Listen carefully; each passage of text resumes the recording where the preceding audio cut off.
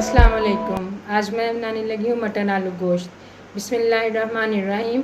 मैंने 1200 ग्राम मटन लिया है। उसके अंदर 4 मीडियम साइज़ के प्याज डाल दें, 1.5 टेबल स्पून अदरक और लहसुन, 1 टीस्पून भरकर हल्दी का। अभी मैं नमक 1 टीस्पून ही डालूँगी, बाद में से नमक को चेक कर लेंगे। नमक और मिर्च आप अपने जायके के मुताबिक डाल लें।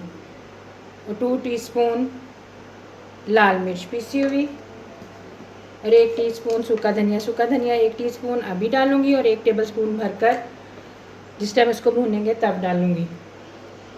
और इसके अंदर आधा गिलास पानी डाल दें और गोश्त को तकरीबन हम 80% तक गला लेंगे और फिर बाकी का आलू डालकर गलाएंगे।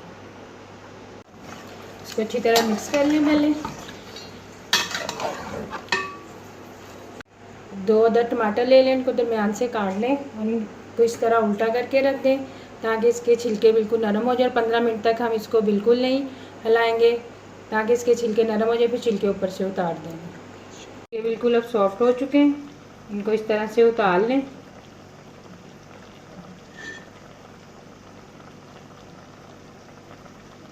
अभी इसके अंदर थोड़ा पानी है, इस पानी को बिल्कुल खुश्क करना है।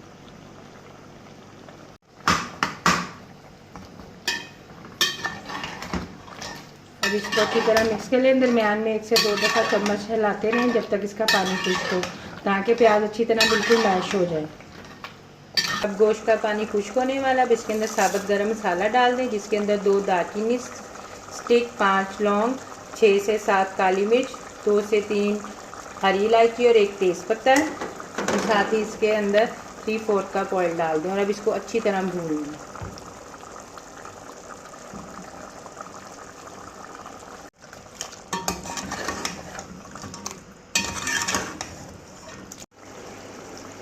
गोश्त ने अच्छी तरह ऑयल छोड़ दिया। अब इसके अंदर 4 टेबलस्पून दही डाल दें। दही खट्टा नहीं होना चाहिए।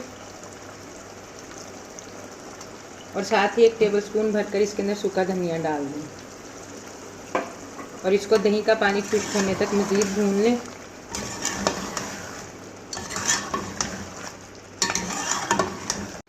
गोश्त अच्छी तरह भून गया। अब इसके अंदर मैंने 4 अदद आलू लिए हैं, वो डाल दें। इसको 1 से 2 मिनट फ्राई करें और फिर इसके अंदर 4 गिलास में पानी डाल रही हूँ।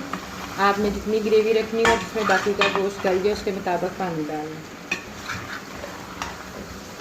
इसको तकरीबन 45 से 60 मिनट तक, तकरीबन 1 घंटे तक मैं इसको पकाऊंगी। इसके अंदर 4 गिलास पानी डाल दें। पहले 10 मिनट इसको तेज़ आंच पर पकाएं और फिर इसका दरमियानी आंच कर दें।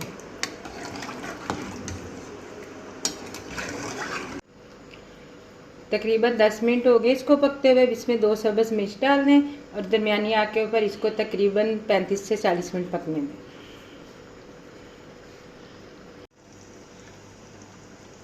इसको तकरीबन मज़ीद मैंने 45 मिनट तक पका लिया है। अब इसके अंदर 1 टीस्पून गरम मसाला डाल दें